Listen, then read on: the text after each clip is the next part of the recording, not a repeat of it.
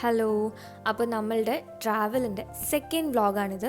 നമ്മൾ ട്രിവാൻഡ്രത്താണ് നമ്മൾ second day ഉള്ളത്.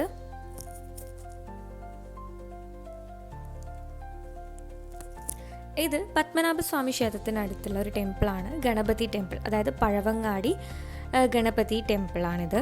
ഇത് ആ ഒരു ഏരിയയിലെ ഏറ്റവും വലിയ ഗണപതി ടെമ്പിൾ എന്നാണ് പറയുന്നത്. ഞങ്ങൾ രാവിലെ ഫസ്റ്റ് അങ്ങോട്ടേക്കാണ് പോയത്. ഏകദേശം നടന്ന് പോകേണ്ട ദൂരമേ ഉള്ളൂ നമ്മുടെ പത്മനാഭസ്വാമി ക്ഷേത്രത്തിൽ നിന്ന്. അവിടെ നമ്മൾ പോയി കുറച്ച് സമയം അവിടെ ഇരുന്നു. പിന്നെ ഇവിടുത്തെ പ്രത്യേകത എന്ന് വെച്ചാൽ പൊതുവേ മുണ്ടുടുത്താൽ മാത്രമേ ആണുങ്ങൾക്ക് അതിൻ്റെ ഉള്ളിൽ കയറാൻ പറ്റും. നല്ലൊരു ടെമ്പിളാട്ടോ, എല്ലാവരും വിസിറ്റ് ചെയ്യണം. അടുത്തുള്ള ടെമ്പിൾ തന്നെയാണ്.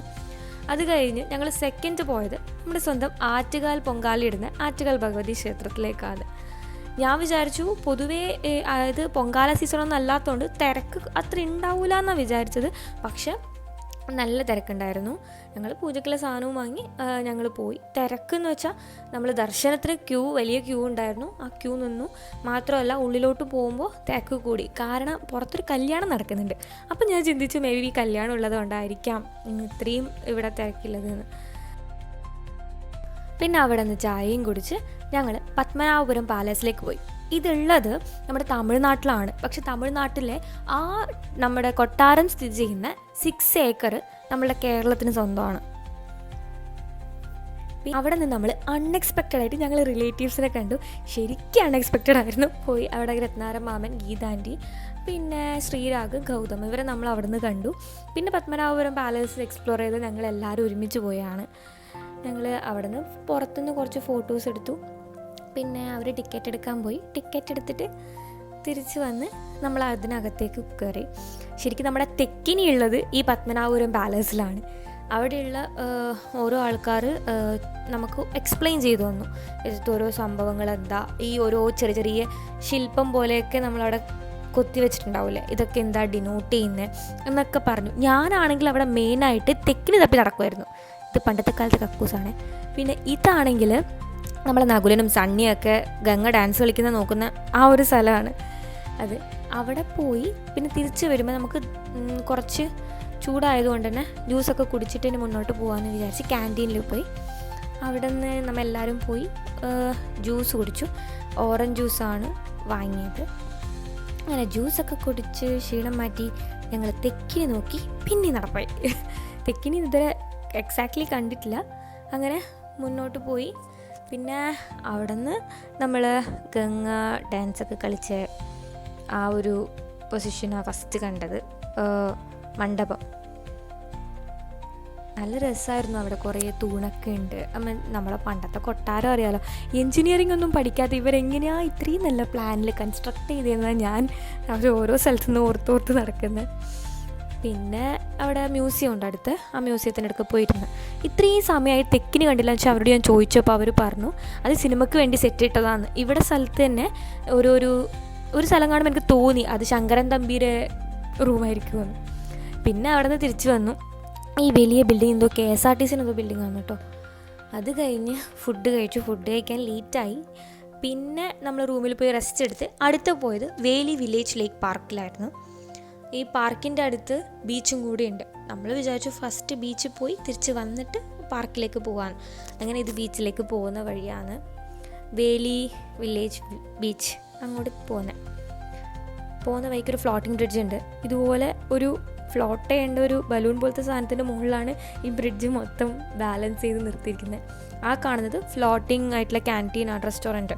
നമുക്ക് എന്തെങ്കിലും കഴിക്കാനുണ്ടെങ്കിൽ പോയി കഴിക്കാൻ വേണ്ടിയിട്ടുള്ള ചൈനീസ് ഫുഡൊക്കെ ഉണ്ട്. പിന്നെ നമ്മൾ ബീച്ചിലേക്ക് പോയി. ആ ബ്രിഡ്ജൊക്കെ കാണാൻ നല്ല രസമായിരുന്നു. അതിൻ്റെ അപ്പുറം ഉള്ളത് ട്രെയിനിൻ്റെ ചെറിയ ഒരു റെയിൽവേ ട്രാക്കായിരുന്നു. പിന്നെ പോകുന്ന വഴിയിൽ ആ 2 കുരങ്ങനെ കണ്ടപ്പോൾ അമ്മ പറഞ്ഞു ഇത് നീയും അച്ചു ആടെ ഇരിക്കുന്നത്. ഞാനും അനിയത്തി എന്നാണ് പറഞ്ഞത്. പിന്നെ ഞങ്ങൾ അപ്പുറം ഇപ്പുറം ടീസ് ചെയ്ത് പിന്നെ അങ്ങോട്ട് പോയി. ബീച്ചിൽ അങ്ങനെ വലിയ തിരക്കൊന്നും ഉണ്ടായിരുന്നില്ല. കുറേ ആൾ പട്ടം പറത്തി നടക്കുന്നുണ്ടായിരുന്നു. പിന്നെ കുതിരപ്പുറത്ത് പോകണമെന്ന് ചോദിച്ച് കുറേ കുതിരകളുണ്ടായിരുന്നു. അങ്ങനെ ഇതൊക്കെ കണ്ട് മുന്നോട്ട് പോയി. ഇവിടെ ഇന്നലത്തെ ദിവസം വെച്ച് കമ്പയർ ചെയ്യുമ്പോൾ ഇവിടുത്തെ കടൽ വെള്ളം നമ്മൾ നാട്ടിലത്തെ പോലത്തെ തന്നെ ആയിരുന്നു. ഇങ്ങനെ വെള്ള കളർ, ഇങ്ങനെ കുറച്ച് ചളിയൊക്കെ നിറഞ്ഞ് അവിടെ നിന്ന് തിരിച്ചു വന്ന് ഞങ്ങൾ അവിടെ കണ്ട് ഗെയിം കളിക്കാമെന്ന് വിചാരിച്ച് ഞാനും അനിയത്തിയും ആ റിങ് പറക്കി എറിയുന്ന അതിലേക്ക് നമ്മൾ പോയി.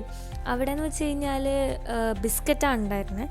വെറുതെ എറിയാമെന്ന് വെച്ച് പോയി. പക്ഷേ യൂഷ്വലി നമുക്ക് ഉണ്ടാകുന്നൊരു സ്വഭാവമാണ്, ഒരു കളി തുടങ്ങിക്കഴിഞ്ഞാൽ കിട്ടിയില്ലെങ്കിലൊരു ഭ്രാന്ത് പോലെ ആവുന്നത്.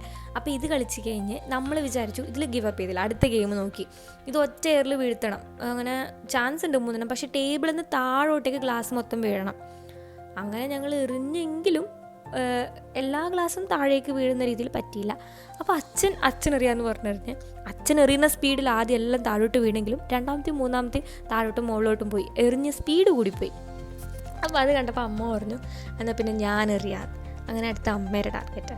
അതും ഗ്ലാസ്സൊക്കെ ടേബിളിൻ്റെ മേലെ വീണു, പക്ഷെ താഴോട്ടേക്ക് എറിഞ്ഞു വീഴ്ത്താൻ പറ്റിയിട്ട് സെക്കൻഡ് അവരാ റിങ് എറിഞ്ഞു കളിക്കാൻ തുടങ്ങി. ഇത് ജസ്റ്റ് മിസ്സിലാണ് ഇട്ടത് പോകുന്നത്. നമ്മൾ എറിയുമ്പോൾ ഒന്നിക്കലും ആ ബിസ്ക്കറ്റിൻ്റെ സൈഡ് തട്ടിപ്പോവും, അല്ലെങ്കിൽ പോയി അതിൻ്റെ അടുത്ത് വീഴും, എന്നാലും അതിൻ്റെ മേലെ വീഴില്ല. അത് കഴിഞ്ഞ് നമ്മൾ തിരിച്ച് പോവാന്ന്. അതിന് മുന്നേ നടക്കുമ്പോൾ ശരിക്കും നല്ല അറ്റ്മോസ്ഫിയർ ആയിരുന്നു കേട്ടോ. അന്ന് വലിയ വെയിലുണ്ടായിട്ടാണ്, നല്ല മൂടം പിടിച്ചൊരു അറ്റ്മോസ്ഫിയർ ഉണ്ടായത്. അപ്പോൾ അവിടെ നിന്നു. കണ്ട ക്യാമറയിൽ എന്ത് രസമായിരുന്നു കാണാൻ വേണ്ടി. പക്ഷേ ഫോട്ടോസ് എടുക്കുമ്പോൾ ഡാർക്ക് അടിക്കുന്ന ഈ ഒരു അറ്റ്മോസ്ഫിയർ ഫോട്ടോ എടുക്കുമ്പോൾ അങ്ങനെ ക്ലിയർ കിട്ടുന്നില്ല, വെയിൽ കുറവല്ലേ. പിന്നെ നമ്മൾ ഇവിടെ കുറച്ച് നിന്നപ്പോൾ മഴ മെല്ലെ ഒന്ന് പാറാൻ തുടങ്ങി. മഴ പാറുമ്പോൾ നമ്മൾ അടുത്ത ഈ കുട്ടികൾക്കൊക്കെ പോകുന്ന ഒരു ട്രെയിനിലൊരു ചെറിയ റെയിൽവേ സ്റ്റേഷൻ പോലെ ആക്കി വെച്ചിട്ടുണ്ട്, അതിൻ്റെ ഉള്ളിലേക്ക് കയറി. പിന്നെ നല്ല മഴ വന്നു. ഞങ്ങളാണെങ്കിൽ കുടയൊന്നും എടുത്തിട്ട് വന്നിട്ടില്ല. പിന്നെ മഴ മെല്ലെ കുറഞ്ഞപ്പോൾ ഞങ്ങൾ പെട്ടെന്ന് തന്നെ പോയി അവിടുന്ന് ലുലു മാളിലേക്ക് പോയി, ട്രിവാൻഡ്രം ലുലു മാൾ. ഞാൻ കൊച്ചി ലുലു മാളിൽ പോയിട്ടുണ്ട്, പക്ഷേ ട്രിവാൻഡ്രം ലുലു മാളിലേക്ക് ഇതുവരെ പോയിട്ടില്ല. കൊച്ചിത്തെ ലുലു മാളിനെ വെച്ച് കമ്പയർ ചെയ്യുമ്പോൾ ഇവിടെ അതിൻ്റെ 2 ഇരട്ടി വലിപ്പം എന്നാണ് പറഞ്ഞത്. ഞാൻ ട്രിവാൻഡ്രം പോയ സമയത്ത് അവിടെ നമ്മുടെ ചോക്ലേറ്റ് ഫെസ്റ്റ് നടക്കുന്നുണ്ട്. ഓരോരോ കമ്പനിയുള്ള ചോക്ലേറ്റ് അവിടെ ഫുള്ള് വെച്ചിട്ടുണ്ട്. The dark fantasy, dairy milk, Kinder Joy, Lotte Choco Pie, അങ്ങനെ എല്ലാം വെച്ചിട്ടുണ്ട്. നമ്മൾ അവിടെ നിന്ന് പോയി കുറച്ച് കറങ്ങിയ ശേഷം ഇനി ഫുഡ് പുറത്ത് പോയി കഴിക്കേണ്ടതെന്ന് വിചാരിച്ച് ഫുഡ് നമ്മൾ അതിനകത്ത് തന്നെ കഴിക്കാൻ പ്ലാൻ ചെയ്ത്. അങ്ങനെ നമ്മൾ പിസയും പിന്നെ ഫ്രഞ്ച് ഫ്രൈസും ഒരു കോളയും വാങ്ങി അവിടെ നിന്ന് തന്നെ നമ്മളുടെ ഡിന്നർ കഴിച്ചു.